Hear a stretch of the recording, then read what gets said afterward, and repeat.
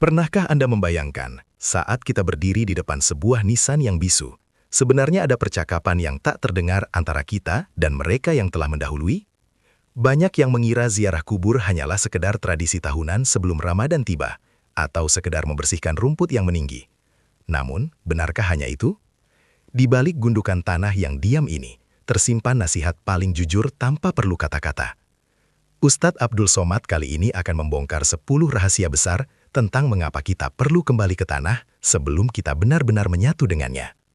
Mengapa Nabi yang awalnya melarang justru akhirnya sangat menganjurkan? Dan benarkah doa serta bacaan Yasin kita menembus dinding alam barzah untuk mereka yang sedang hanyut menanti pertolongan? Simak penjelasan lengkapnya hanya di Taman Surga Iman agar Ramadan Anda tahun ini tak lagi sama.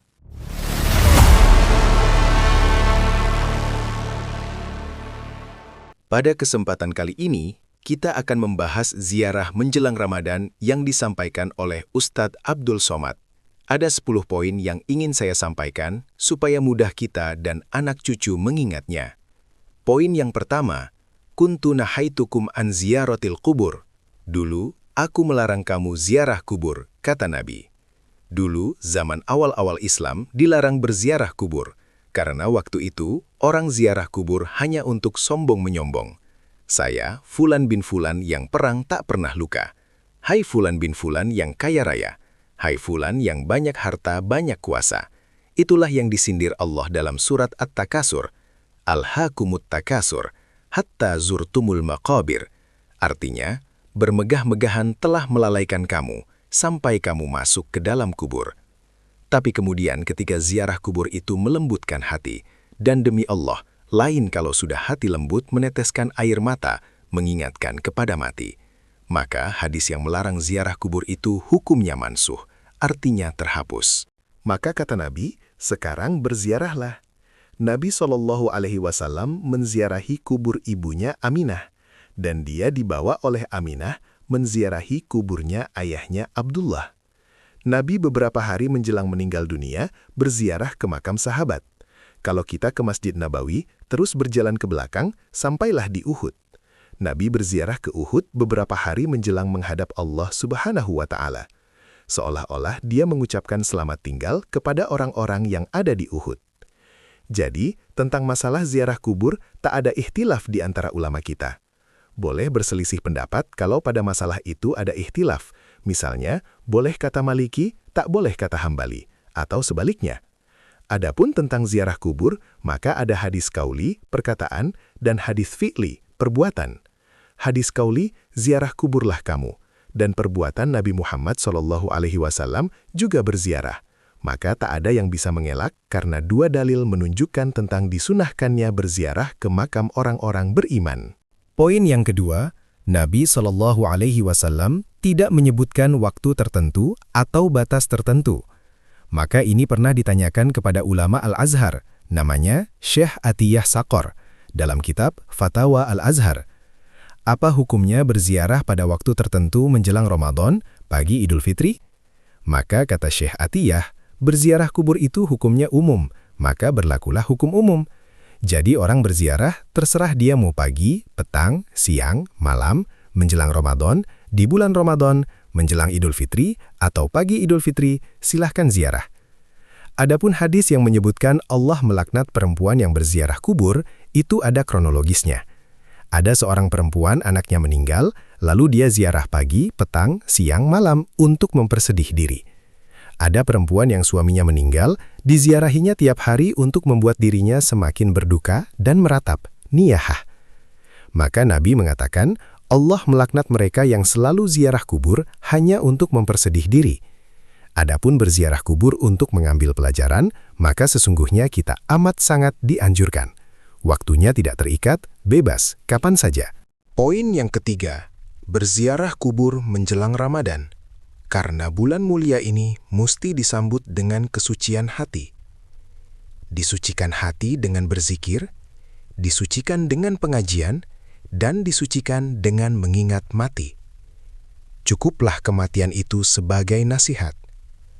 Ada nasihat yang menggelegar seperti khutbah, ada nasihat dari alim ulama, tapi ada nasihat yang tak berbunyi, tak bersuara, tak berkata-kata dan tidak dituliskan tinta di atas kertas. Nasihat itu diam, dan nasihat itu adalah kematian. Sebelum Ramadan, kita berziarah supaya hati mengingat mati. Maka ibadah Ramadan akan lebih khusyuk, seakan-akan inilah Ramadan yang terakhir. Ziarah menguatkan keyakinan bahwa kita akan mati menghadap Allah. Rumah tinggal, kendaraan tinggal, keluarga tinggal. Yang dibawa hanya amal. Ada 3 yang mengantar jenazah, 2 balik ke rumah, dan 1 tinggal.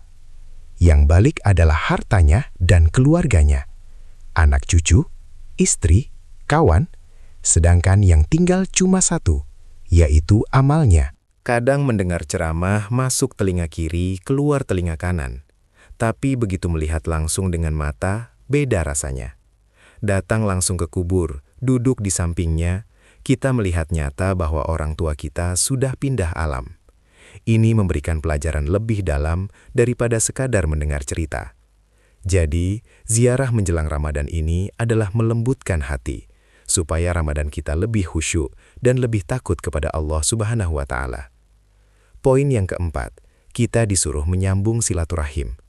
Kadang kesibukan membuat kita tak sempat berjumpa, tapi dengan ziarah kubur, orang yang merantau kembali pulang. Ada ikatan emosional mengenang ayah, emak, datuk, nenek, saudara, dan sahabat. Mungkin anak cucu sudah tak saling kenal, tapi di momen ziarah, mereka bertemu dan diperkenalkan. Ziarah kubur adalah momen menyambung tali silaturahim. Siapa yang mau lapang rezekinya dan dipanjangkan umurnya, hendaklah dia menyambung tali silaturahim. Hari ini kita menyambung silaturahim kepada anak cucu, sahabat, dan kerabat yang mungkin bertahun-tahun tinggal di satu kota tapi tak pernah jumpa. Namun di kampung halaman saat ziarah bisa berjumpa. Substansi ziarah kubur ini merekatkan yang retak, menyambung yang patah, dan mendekatkan yang jauh. Poin yang kelima adalah tetap menjaga adab-adab ziarah kubur. Ketika sampai di kubur, ucapkanlah salam. Assalamualaikum ahlad diyari minal mu'minina wal muslimin, wa inna insya'allahu bikum lahiqun. Artinya, keselamatan semoga tercurah kepada kalian, wahai penghuni kubur dari kalangan orang-orang mukmin dan muslim. Dan kami, insya Allah akan menyusul kalian. Alangkah baiknya doa ini ditulis di papan informasi makam, agar anak cucu kita tahu. Siapa yang membuat tradisi baik, sunnah hasanah, maka pahalanya akan mengalir. Siapa orang tua kita dulu yang memulai tradisi mandi bersih, mengajak ziarah, lalu dilanjutkan oleh anak cucunya, maka pahalanya mengalir kepadanya. Sebaliknya, siapa yang mengajarkan tradisi buruk seperti mabuk-mabukan, maka dosanya pun akan mengalir, dosa jariah. Sebelum melakukan sesuatu, pikir baik-baik, karena ia akan mengalir sesudah kita mati. Poin yang keenam, jangan duduk atau menginjak kuburan. Duduk di atas batu dari api neraka yang membakar baju sampai tembus ke daging dan tulang, itu lebih baik daripada duduk di atas kubur. Kita harus menjaga adab, berada di tepi samping atau bagian kepala dan kaki. Jika melihat anak-anak menginjak kubur, ajarkanlah mereka. Kita harus menjaga jarak agar tidak jatuh dalam perbuatan yang dilarang Rasulullah SAW. Poin yang ketujuh, kita akan membaca surat Yasin. Apakah sampai pahala bacaan kita? Ada yang bertengkar masalah ini.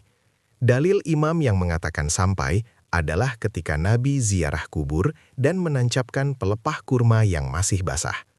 Nabi mengatakan pelepah itu bertasbih selama masih basah dan tasbihnya sampai kepada orang yang meninggal. Imam Nawawi dalam syarah Sahih Muslim menjelaskan, jika tasbih pelepah kurma saja sampai, maka bacaan Al-Quran orang beriman tentu lebih utama dan lebih sampai, karena manusia lebih mulia dari pohon kurma. Kita harus menghormati perbedaan pendapat. Cara terbaik adalah mengikuti para ulama yang mengerti dalil. Kata Imam Nawawi, kalau sanggup khatam Al-Quran itu paling afdol. Kalau tak sanggup, bacalah hatinya Al-Quran, yaitu Yasin. Jika Yasin pun tak sanggup karena terburu-buru, bacalah Ummul Quran, yaitu Al-Fatihah. Apa yang kita lakukan pada orang tua kita, itulah yang akan dilakukan anak cucu kita kepada kita nanti. Poin yang kedelapan, Orang tua yang sudah meninggal itu seperti orang yang hanyut di sungai. Apa saja dia pegang, rumput lapuk atau galah patah pun ditarik. Begitulah mereka menunggu doa dari anak cucunya. Apakah doa orang lain sampai? Saat Aisyah ziarah ke makam Baqi, Nabi menyuruhnya mendoakan mereka, meskipun Aisyah tak punya hubungan nasab dengan mereka. Ini dalil bahwa doa sesama orang beriman itu sampai. Adapun hadis yang menyebutkan putus amal kecuali 3 perkara, sedekah jariyah, ilmu bermanfaat, anak soleh, itu bercerita tentang amal kita sendiri yang terhenti setelah mati. Namun, amal orang yang hidup untuk orang meninggal tetap sampai. Kalau tidak sampai, untuk apa ada sholat jenazah? Sholat jenazah adalah bukti doa orang hidup sampai untuk orang mati. Takbir pertama baca Fatihah, kedua sholawat, ketiga dan keempat doa. Semua itu adalah amal orang hidup untuk yang meninggal. Poin yang ke-9. Tidak hanya amal badan yang sampai, sedekah harta pun sampai.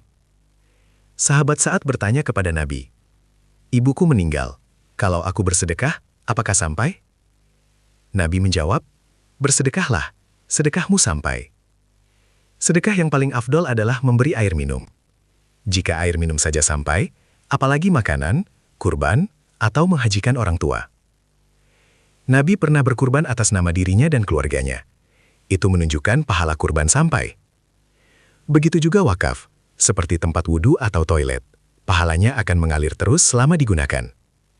Jangan mengejar dunia saja, tapi buatlah wakaf yang pahalanya abadi. Poin yang ke-10. Tahlil, la ilaha illallah juga sampai. Jika tasbih pelepah kurma sampai, maka zikir yang paling afdol adalah la ilaha illallah. Bagi anak kandung, doa untuk orang tuanya otomatis sampai. Bagi kita yang bukan keluarga, kita sebutkan dalam doa agar pahala bacaan kita disampaikan kepada seluruh kaum muslimin dan muslimat. Mari kita jaga tradisi baik ini.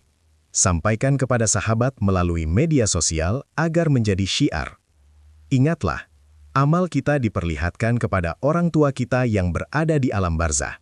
Mereka bisa melihat kita, tapi kita tak bisa melihat mereka.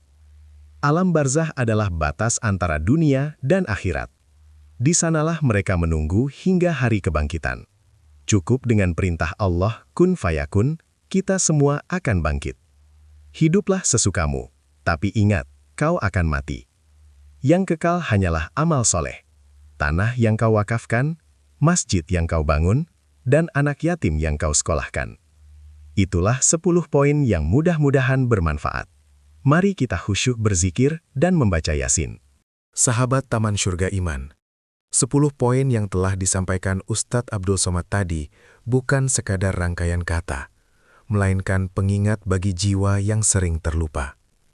Ziarah kubur bukan hanya tentang mendatangi makam, tapi tentang menjemput hidayah dan melembutkan hati sebelum kita memasuki bulan suci Ramadan. Ingatlah, mereka yang kini terbaring di bawah nisan itu pernah memiliki tawa yang sama seperti kita, pernah memiliki rencana sehebat kita, dan pernah merasa bahwa kematian masih sangat jauh. Kini, mereka hanya bisa menanti doa dari lisanmu, menanti sedekah atas namamu, dan berharap anak cucunya tetap berada di jalan yang diridhoinya. Jangan biarkan makam orang tua kita sunyi tanpa doa, dan jangan biarkan hati kita mati sebelum raga kita benar-benar menyatu dengan tanah. Mari kita jadikan Ramadan tahun ini sebagai momentum untuk kembali suci, dimulai dengan mengingat bahwa kita pun akan menyusul mereka, entah esok atau lusa. Semoga Allah Subhanahu wa Ta'ala memberikan rahmat yang luas bagi para pendahulu kita, dan mengumpulkan kita kembali di surganya kelak dalam keadaan penuh cinta.